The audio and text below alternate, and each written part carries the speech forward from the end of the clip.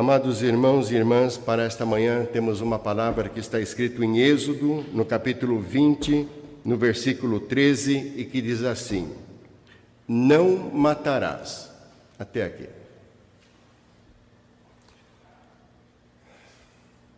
Amados irmãos e irmãs, amados servos, sejam todos bem-vindos diante do altar do Senhor nesta hora. Mais uma vez, o Senhor tem nos oferecido o seu altar de graça para que pudéssemos tomar do nosso tempo, mesmo que ainda por transmissão, não importa, o que importa é o alimento, é a palavra que nós estamos recebendo através do ativar do Espírito Santo, para que possamos ser alimentados, fortalecidos e nos mantermos na fé, na fealdade, principalmente nesse momento, nesse tempo tão difícil que estamos travando.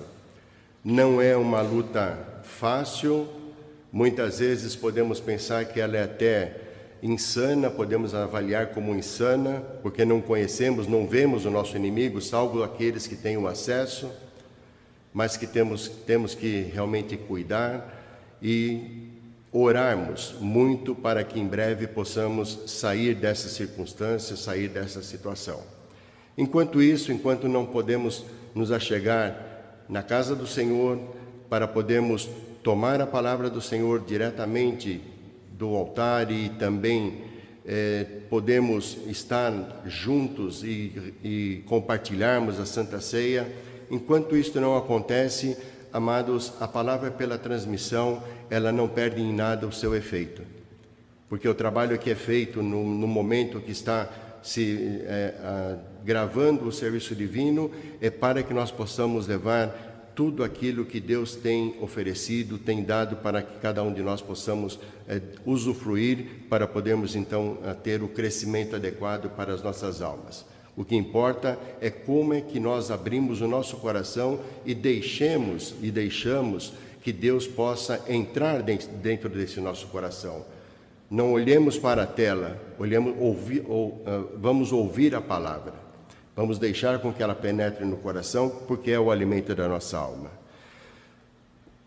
Salvo o primeiro domingo do mês, que foi realizado o serviço divino para os falecidos, em ajuda aos falecidos, realizado pelo apóstolo do distrito, que aliás enviou lembranças a cada um de vocês. Salvo esse serviço divino, os outros 3 do mês de julho, ele está direcionado em trabalharmos os mandamentos de Deus, os 10 mandamentos. Claro que serão trabalhados 3 mandamentos porque são 3 serviços divinos. E hoje estamos falando do 5º mandamento: não matarás. Se nós olharmos a tradução mais fiel do hebraico, ele está dizendo: não assassinarás. Então significa dizer que Deus dá uma ordem para não derramar o sangue inocente, ou o sangue do inocente. Mas Deus quando ele começa a escrever os seus mandamentos, dá a ordem para Moisés escrever os seus mandamentos, ele começa, na realidade, um documento. E nós, quando vamos começar um documento, escrever algo, o que nós fazemos como primeiro lugar? Colocamos um título. E poderíamos dizer também que este documento de Deus tem um título. E por que estamos dizendo isso? No capítulo 20, no mesmo capítulo 20, ele diz assim: eu sou o Senhor teu Deus. Podemos dizer uma palavra bastante forte. Ele está ali se impondo, está colocando a potestade dele. Depois ele fala um pouquinho mais: não terás outros deuses diante de mim. Então ele coloca de uma forma muito contundente, para que não haja dúvidas, para que não se pense, bom, mas isto ou aquilo. Não, ele não deixa dúvida, não há sombra de dúvidas. Então, quando ele fala, eu sou o Senhor teu Deus, ele já coloca toda a sua potestade diante do homem, diante da sua criação. E quando ele escreve esses mandamentos, quando ele dá a ordem para Moisés escrever esses mandamentos, o que Deus faz, amados?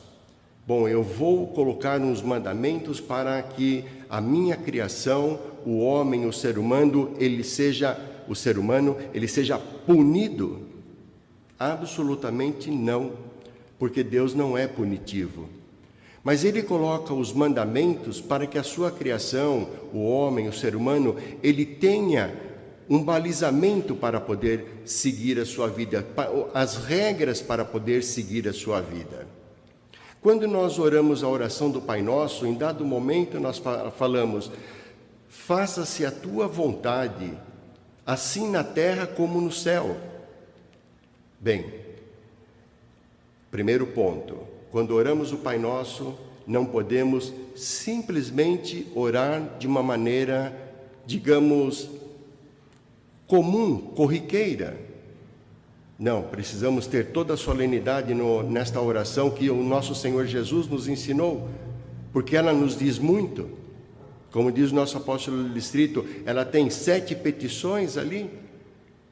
Então vamos pensar nesta, faça-se a tua vontade. E quando nós oramos esta oração e dizemos a Deus, faça-se a tua vontade, aqui como no céu, então nós estamos dizendo a mesma coisa: eu quero cumprir os teus mandamentos. Estes mandamentos foram feitos para que eu possa cumpri-lo.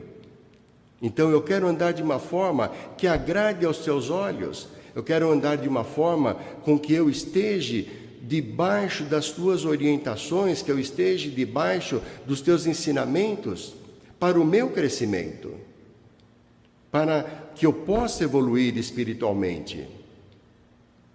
E quando nós falamos nesse mandamento, muitas vezes e muitas perguntas são feitas quando você faz uma reunião, faz uma jornada com a comunidade, um entardecer com a comunidade, e você vai tocar nesse mandamento, sempre vem algumas perguntas. Tá bem, mas e quanto... A primeira pergunta sempre é: e quanto ao aborto? O que pensa a igreja quanto ao aborto? Bem, se nós analisarmos o mandamento, não matarás, nós temos o contraponto dele. Então, não matarás também diz: preservarás a vida. Preserve a vida. Preservar a vida. Então, dentro disso, a Igreja Nova Apostólica, ela não aceita o aborto. Ela não concorda com o aborto. Ela não concorda que se destrua embriões para as fecundações futuras. A questão é que, a partir do momento da fecundação, existe uma vida, e esta vida é presenteada por Deus. Então, não matarás. Se nós acolhêssemos a questão do aborto, claro, existem casos que há risco para a mãe, então aí precisa ser avaliado e ver aquilo que tem que ser feito, mas o médico vai dizer isto. Mas também perguntam sobre a eutanásia. A eutanásia tem alguns pontos para poder se analisar. Se é uma eutanásia ativa, então tanto aquele que está pedindo a eutanásia quanto aquele que está praticando a eutanásia, ele vai responder também com relação a esse pecado, porque está indo contra esse mandamento. Mas se é uma morte assistida, então é uma outra situação. E a morte assistida qual é? Aquela que aquele que está enfermo, ele não quer mais, ele está numa situação que ele pode optar: eu não quero os cuidados médicos, eu quero deixar com que o curso da vida seja até onde for. Então ele está sendo assistido, mas isso não implica no não matarás. Então nós precisamos ter esses pontos para podermos pensar, amados, para analisarmos. Muito nos perguntam também sobre o suicida. O mandamento é: não matarás e preservar a vida. Não vamos entrar no mérito de porquê aquela pessoa chegou a tal ponto de tirar a própria vida. Então, o que é perguntado? Mas no passado dizia que aquele que é suicida, ele não tem mais o perdão. Isso não é uma realidade. A graça de Deus, ela está para todo aquele que cometeu o pecado e se arrependeu. E aquele que partiu à eternidade, não importa que ele tirou a própria vida, ele cometeu um pecado, mas como nós falamos no primeiro domingo desse mês, tivemos um serviço divino em ajuda aos falecidos. Se aqueles que estão lá e reconhecem e se arrependem do pecado que tenha cometido, então eles receberão a graça de Deus também. Mas o suicídio, ele implica dentro desse mandamento, não matarás. Então não podemos chegar a esse ponto, não deveríamos chegar nesse ponto. Então pensamos e observamos o que é que Deus nos ensina. Deus nos ensina que Ele veio à Terra em forma de homem, em Jesus Cristo, e transpirando vida. Ele era a vida.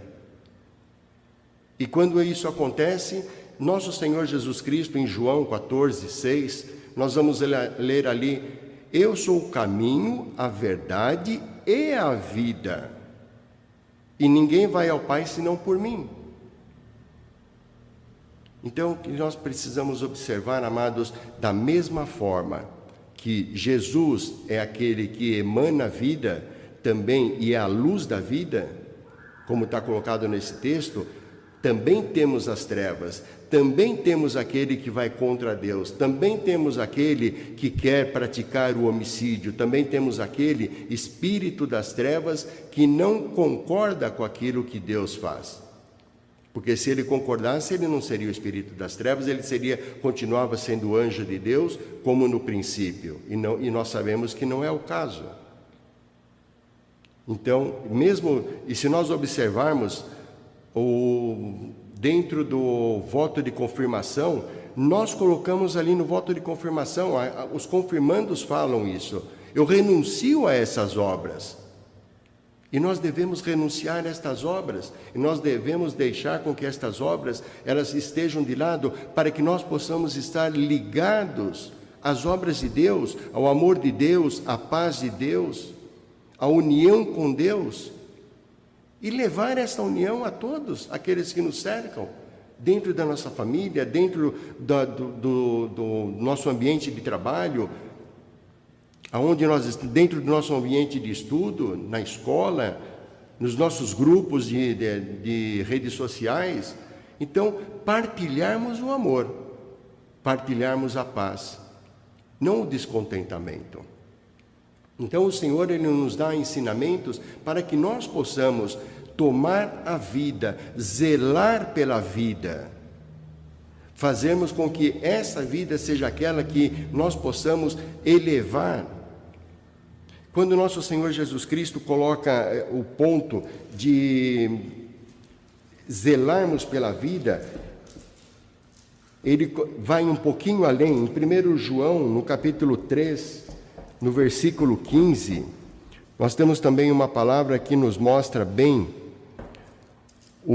esse ponto, não só de pensarmos em não matarás apenas nessas palavras.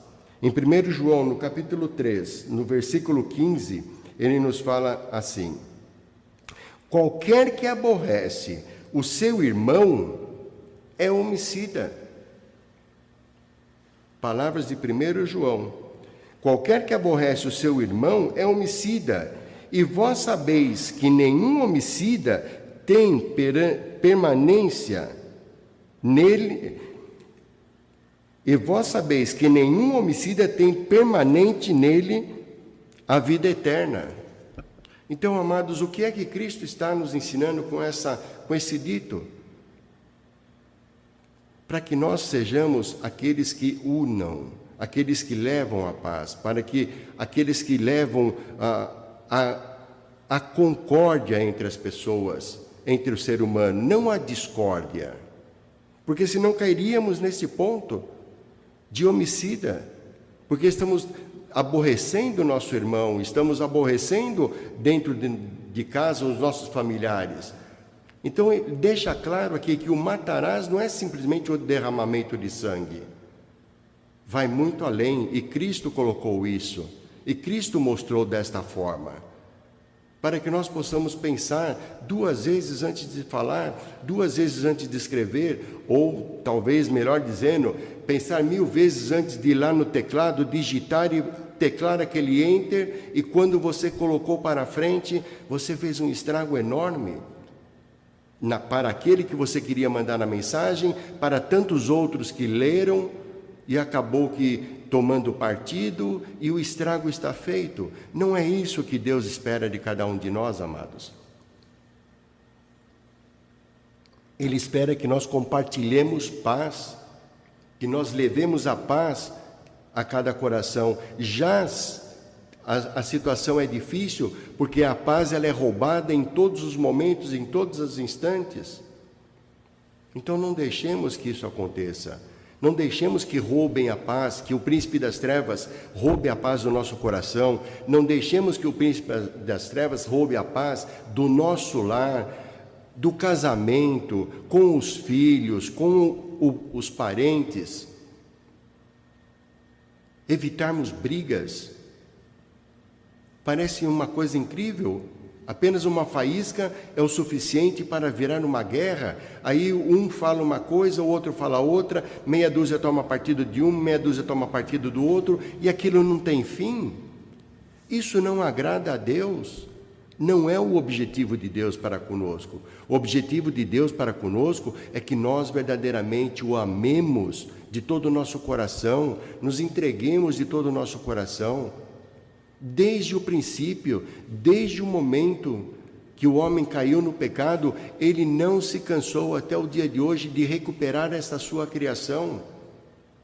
Ele não desistiu de cada um de nós e não desistirá, amados, enquanto ele não enviar o seu Filho de volta. E precisamos estar prontos, preparados para adentrar a este reino, para subir nesse trono. É o que Ele está esperando de cada um de nós, que nós possamos andar nos seus mandamentos. Então, os mandamentos, de novo, não é punitivo, é instrutivo.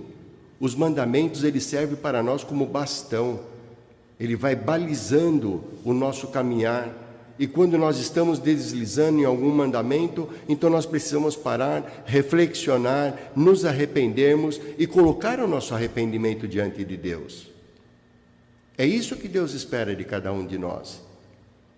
E que nós o amemos de todo o coração, que nós nos amemos a nós de todo o coração, que oremos uns pelos outros, que ajudemos-nos uns aos outros. É desta forma que nós vamos alcançar ou chegarmos próximos do dia do Senhor, próximos de estar prontos para adentrar esse lugar. Se pensarmos, amados, da forma com que nós andamos, se nós pensarmos, como é que Deus vai, no dia da vinda do seu Filho, como é que vamos ser escolhidos? Pensando de que forma? Se estamos no pecado constantemente e lutando para não ficar no pecado. Se todos nós, toda a criação, todo ser humano estiver no pecado, então como é que Deus vai selecionar este ou aquele? Provavelmente Ele vai estar olhando dentro do nosso coração. Qual é o nosso sentimento de coração? Qual foi a nossa luta? O quanto nós nos esforçamos para poder estarmos mais próximos daquilo que Ele almejou. Então, vale a pena nós lutarmos. Vale a pena nós crescermos. Vale a pena nós nos entregarmos a Ele. Vale a pena nós doarmos o nosso tempo a Deus e deixar com que Ele nos molde. Deixar com que Ele faça com que nós possamos estar espiritualmente sempre ativos para o bem, trabalhar para o bem, não cair na escuridão, não cair nessas ciladas que o príncipe das trevas quer colocar dentro de nós. Só gostaria de colocar um texto para podermos fechar este momento, amados, em João, no capítulo 8, versículo 44. Isso era uma conversa de Jesus Cristo com os judeus, e falava, porque os judeus queriam matá-lo, já estavam ali naquela situação para matá-lo.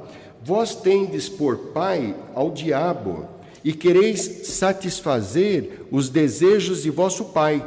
Ele foi homicida desde o princípio e não se firmou na verdade, porque não há verdade nele. Quando ele profere mentira, fala do que lhe é próprio, porque é mentiroso e pai da mentira. Esse é o príncipe das trevas, homicida, mentiroso, pai da mentira, palavras de nosso Senhor Jesus Cristo, na conversa que ele teve com os judeus. Olhemos, amados, não caiamos na cilada, não caiamos nesta circunstância que o príncipe das trevas quer nos colocar. Olhemos a Jesus, o caminho, a verdade e a vida. Amém.